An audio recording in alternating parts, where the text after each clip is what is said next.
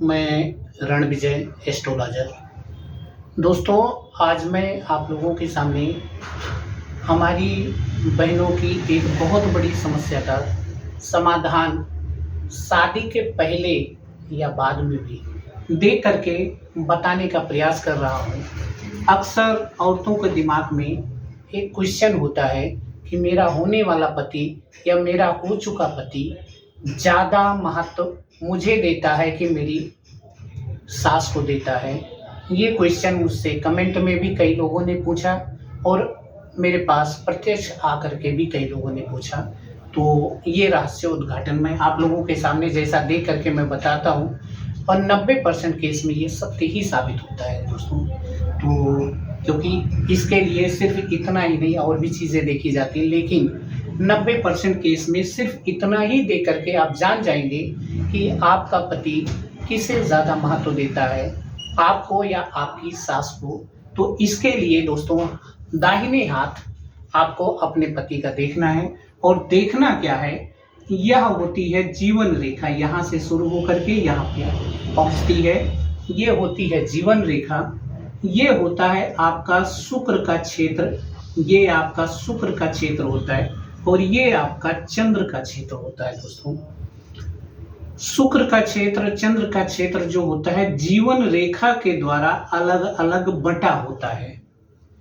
आपको देखना क्या है, आपको देखना है कि यह क्षेत्र ज्यादा बड़ा है कि यह क्षेत्र ज्यादा बड़ा है।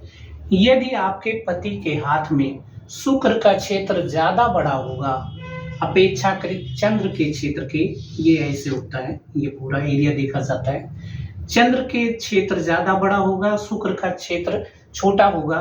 तो अगर ये छोटा है तो व्यक्ति अपनी पत्नी को जो महत्व देगा वो 40% देगा और माँ को महत्व देगा 60%, माँ को महत्व देगा। और यदि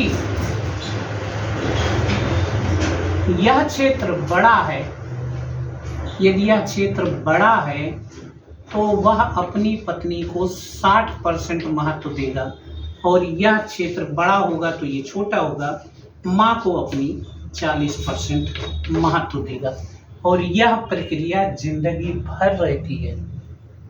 तो इस तरह से आप जान सकते हैं शादी के पहले या बाद में भी कि आपका बच्चा या आपका पति किसके प्रति कितने % लॉयल होता है या कितने % ज़्यादा इमोशनल फीलिंग रखता है, या ये चीज़ भी आप जान सकती हैं किसके साथ ज़्यादा जीवन व्यतीत करेगा। कहने का मतलब माँ के साथ ज़्यादा जीवन व्यतीत करेगा कि पत्नी के साथ में। धन्यवाद दोस्तों। यदि ये मेरी जानकारी आपको अच्छी लगी है तो लाइक करिएगा और अपने दोस्तों में शेयर भी करिए।